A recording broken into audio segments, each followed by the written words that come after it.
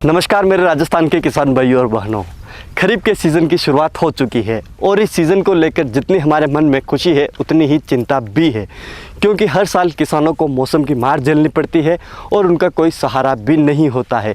लेकिन अब आपको बता दूं कि अब आपको डरने की ज़रूरत नहीं है, क्योंकि खरीफ की फसल को सुरक्षित करने के लिए प्रधानमंत्री फसल बीमा योजना में पंजीकरण की प्रक्रिया शुरू हो चुकी है, जो कि 1 जुलाई से लेकर 31 जुलाई तक चलने वाली है। तो अब बिना देरी के जान लीजिए पूरी प्रक्रिया को और चलिए आगे बढ़ते हैं इस वीडियो में और जानते हैं कि किस तरीके से आप इस खरीफ सीजन को सुरक्षित कर सकते हैं। राजस्थान में खरीफ के मौसम के दौरान मुख्यतः खेती वर्षा पर आधारित होती है। इस सीज़न में यहाँ पर मुख्य फसलें जैसे कि सोयाबीन, मूंग, उड़द, बाजरा और कुछ सीमित क्षेत्रों जैसे कि विशेषकर दक्षिण पूर्वी राजस्थान में धान की फसलें लगाई जाती है। राजस्थान में खरीफ की फसलें मुख्यतः मानसून पर निर्भर होती है, जिनकी बुवाई जून और जुलाई के महीने में की जाती है और इनकी जो कटाई है वो सितंबर से अक्टूबर के महीने में की जाती है। और यहाँ की अधिकतर खेती बारानी यानी कि बिना सिंचाई के होती है। तो किसान भाइयों और बहनों, पिछले वीडियो में हमने आपको बताया कि प्रधानमंत्री फसल बीमा योजना किस तरीके से काम करती है और कैसे प्रधानमंत्री फसल बीमा योजना का किसान भाइयों को लाभ मिलता है।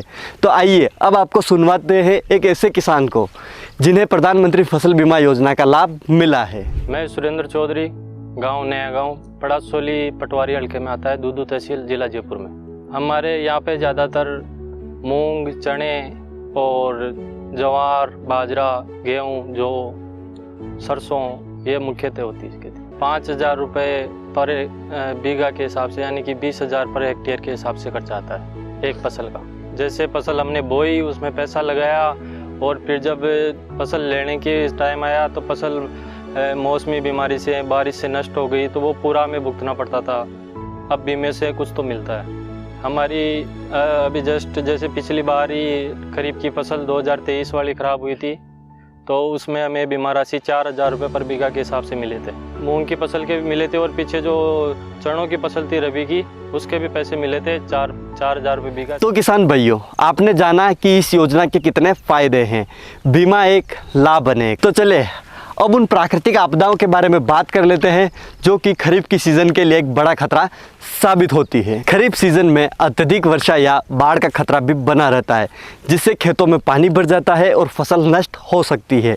कभी कभी इसके उलट भी हो जाता है, बारिश न के बराबर होती है और फसलों के लिए सूखा जैसे हालात बन जाते हैं। कभी कभी मानसून की विफलता या बारिश न के बराबर होने के कारण या तो बीज नहीं जमते या फिर फसल सूख जाती है। इसके अलावा खरीफ सीज़न में ओलावृष्टि और तूफान के कारण भी फसलों को खासा नुकसान हो सकता है। सिर्फ इतना ही नहीं, पहाड़ी क्षेत्रों में भूस्खलन भी एक आम समस्या है।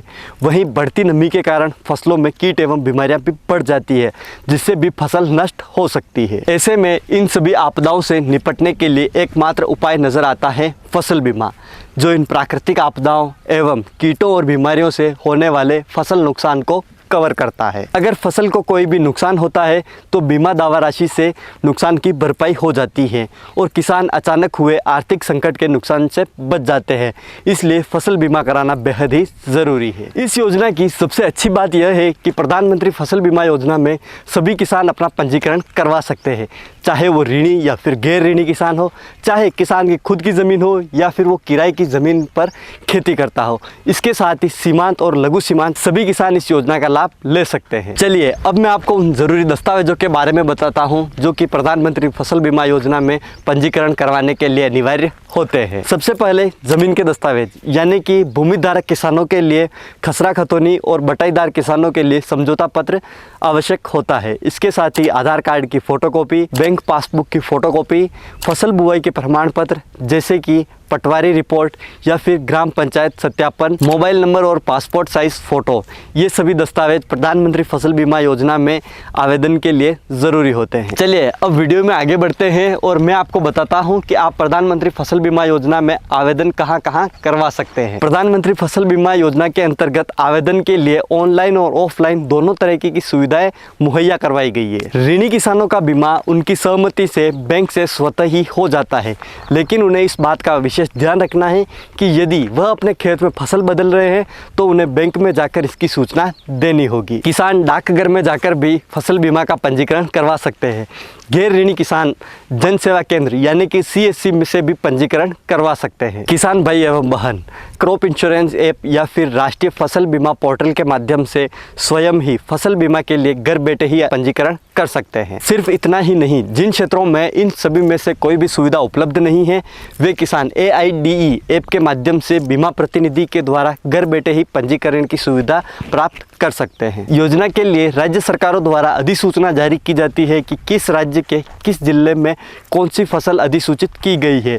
किसान भाई एवं बहन नज़दीकी कृषि कार्यालय में जाकर इसकी जानकारी प्राप्त कर सकते हैं। किसान भाइयों और बहनों, प्रधानमंत्री फसल बीमा योजना से संबंधित किसी भी जानकारी के लिए pmfby.gov.in पर जाए या फिर देशव्यापी टोल फ्री हेल्पलाइन नंबर 1447 पर कॉल करें। इसके अलावा किसान भाई एवं बहन प्रधानमंत्री फसल बीमा योजना के व्हाट्सएप चैट बोट 70 65 51 44 47 पर हाई लिख कर भी अधिक जानकारी प्राप्त कर सकते हैं। इसके साथ ही किसान भाई एवं बहन क्रॉप इंश्योरेंस ऐप के माध्यम से भी फसल बीमा करवा सकते हैं।